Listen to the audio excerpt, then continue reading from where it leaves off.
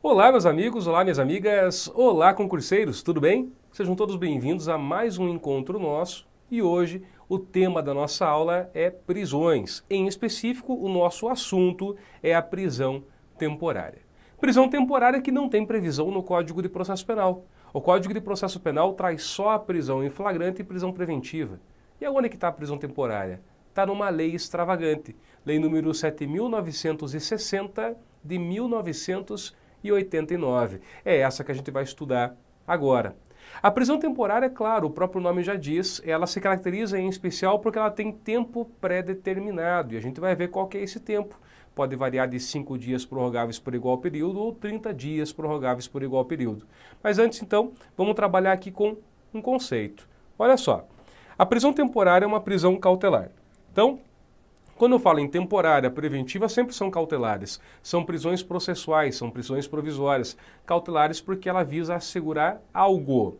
Ainda tem prazo certo, né? Tem prazo certo, por isso que é temporária. Ademais, só pode ser decretada na fase de inquérito policial ou procedimento investigativo. Se quiser anotar, em outras palavras, significa que ela não pode ser decretada durante o processo, só na fase de inquérito. Isso é bastante importante. Então, olha o conceito aqui do Nestor Távora e do Rosmar Alencar sobre o assunto. Eles dizem: a temporária é a prisão de natureza cautelar, exatamente como falamos, com prazo pré-estabelecido de duração, ou seja, prazo certo, cabível exclusivamente na fase de inquérito policial ou procedimento investigativo equivalente. E agora um dado novo: objetivando o encarceramento em face das infrações seletamente indicadas na legislação. Ou seja, não cabe prisão temporária para todo e qualquer delito, só cabe prisão temporária para os crimes que a gente vai estudar nesse encontro aqui. Mas antes disso, vamos lá. Qual é o prazo da prisão temporária?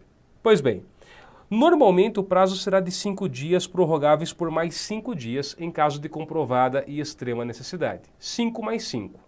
Mas, excepcionalmente, será de 30 dias, prorrogáveis por mais 30, quando se tratar de crimes hediondos, lei número 8.072 de 90, e quando forem os crimes equiparados a hediondos. Quais são os crimes equiparados a hediondos? É o famoso TTT. Anota aí: tráfico, tortura e terrorismo. Então agora você tem quais são os delitos que vão então admitir que o prazo de uma temporária seja de 30 por mais 30. Crimes hediondos e crimes equiparados a hediondos. Olha os dispositivos legais aqui, ó. No caso da prisão temporária, então a Lei 7.960 de 89, ela diz: a prisão temporária será decretada pelo juiz em face da representação da autoridade policial ou de requerimento do Ministério Público e terá o prazo de 5 dias, prorrogável por igual período em caso de extrema e comprovada necessidade. Agora, a lei dos crimes hediondos, é ela que vai trazer 30 mais 30. Então, veja só. A prisão temporária sobre a qual dispõe a Lei número 7.960 de 1989, nos crimes previstos neste artigo, terá o prazo de 30 dias, prorrogável por igual período em caso de extrema e comprovada necessidade. Então, tranquilo, 5 por 5 ou 5 mais 5, 30 mais 30 se for hediondo ou equiparado a hediondo. Outra questão importante: quem é que tem legitimidade para pedir a prisão temporária? Tá? Porque, enfim, olha só, a prisão temporária ela não pode ser decretada de ofício pelo juiz. O que é decretar de ofício? É ninguém pedir, ele fazer por ele próprio. O juiz não pode. Anota isso, é importante. O juiz não pode decretar prisão temporária de ofício. Ele precisa que alguém peça. E quem pode pedir, então? Simples. Ou o delegado, e quando é o delegado, ele o faz por meio de uma representação, tá? Então, delegado, mediante representação da autoridade policial. Olha aqui, ó, me permitam voltar. Olha a primeira parte. A prisão temporária será decretada pelo juiz em face da representação da autoridade policial. A autoridade policial sempre é figura do delegado de polícia.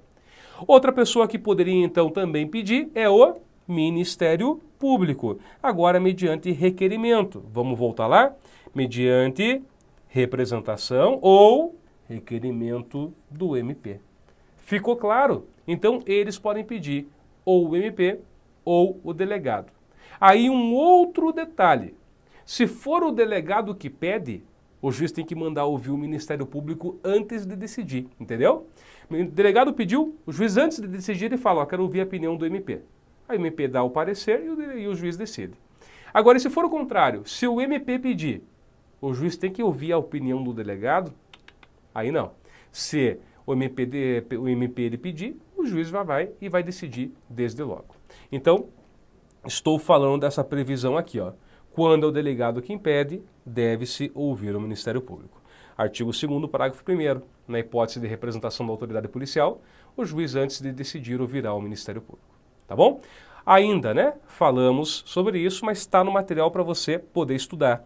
O juiz não pode decretar a prisão de ofício. Não cabe prisão temporária ex ofício.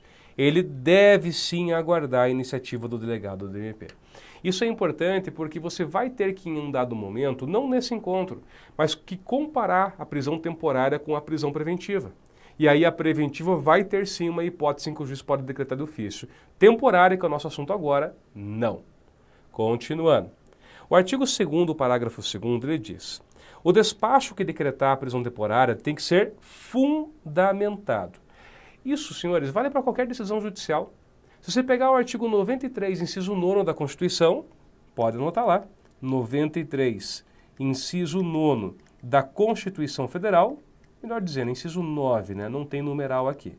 Então você vai perceber que lá existe o princípio da motivação ou fundamentação das decisões judiciais. Então tem que fundamentar. Mais do que isso, esse despacho tem que ser prolatado no prazo de 24 horas contadas a partir do recebimento da representação ou do requerimento. Isso pelo seguinte motivo, né? Normalmente a prisão temporária é uma prisão necessária para a investigação mesmo. A pessoa, por exemplo, está destruindo as provas, então não dá para demorar. O delegado representou para o juiz, ele já tem que pedir para o Ministério Público dar a opinião e já vai decidir, tá? 24 horas para fazer isso.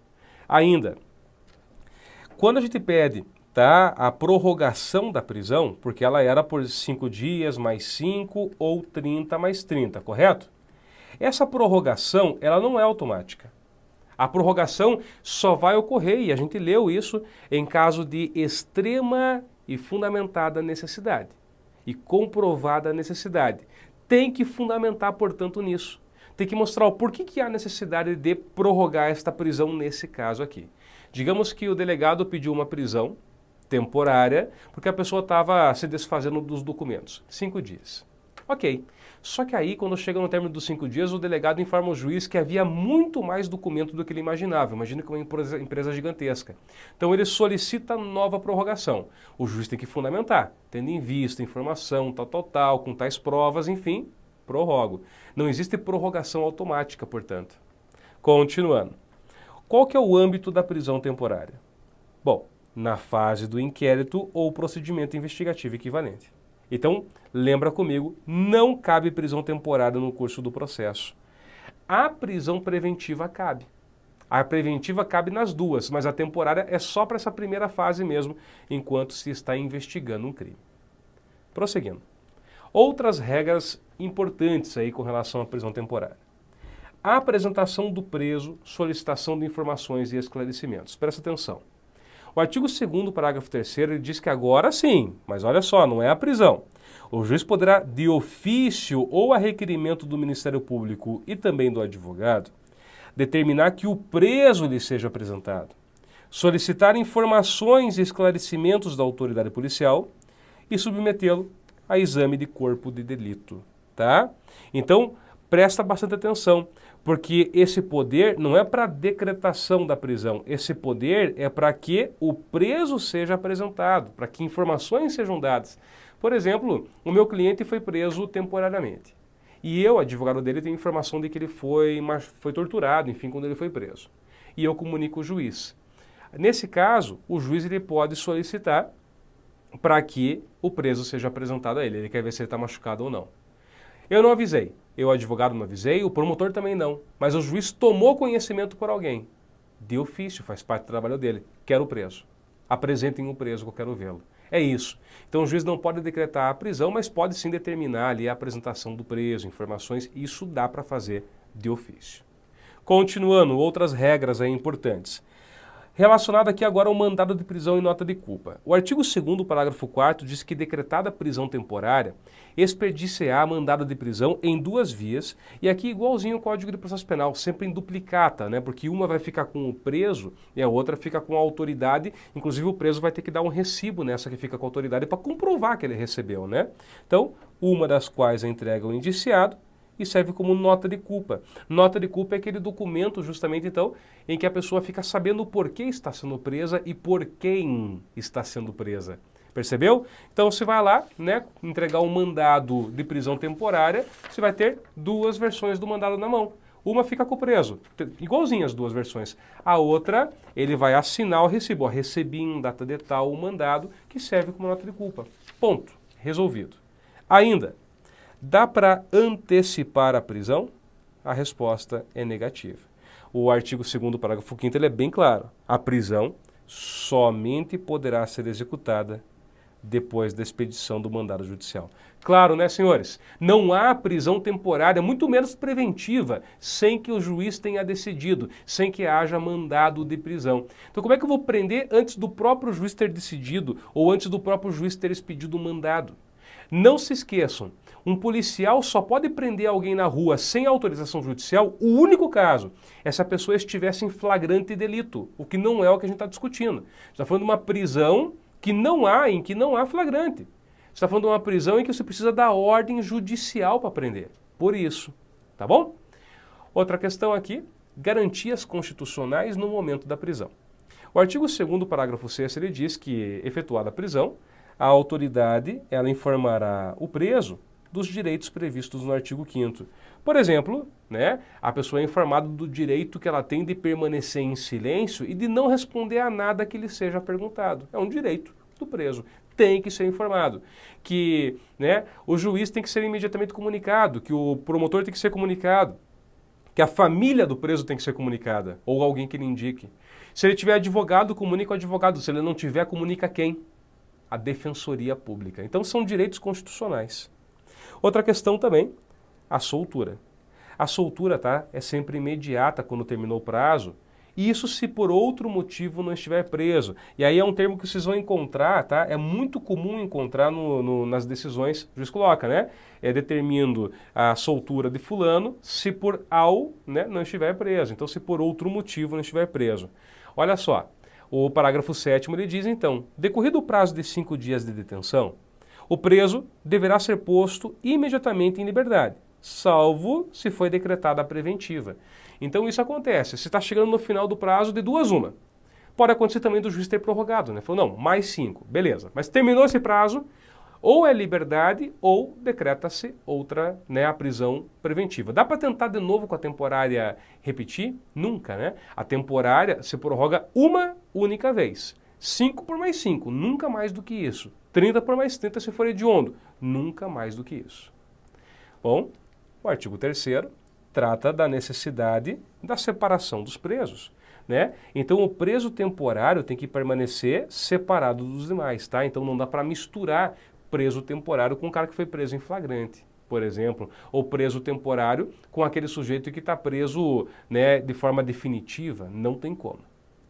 Essa lei ainda mudou o artigo 4º lá da lei de abuso de autoridade, tá, gente? E aí é uma questão bem importante. Essa lei dá prazo. Como é que eu faço para que esse prazo seja cumprido? Simples. Eu caracterizo hoje como crime de abuso de autoridade prolongar a execução da prisão temporária. Tá? Então, se a prisão é 5 dias e se o juiz ele não determinou que fosse prorrogado 5 dias, se a pessoa ficar 6 dias, aquele que deixou ela presa vai responder por abuso de autoridade.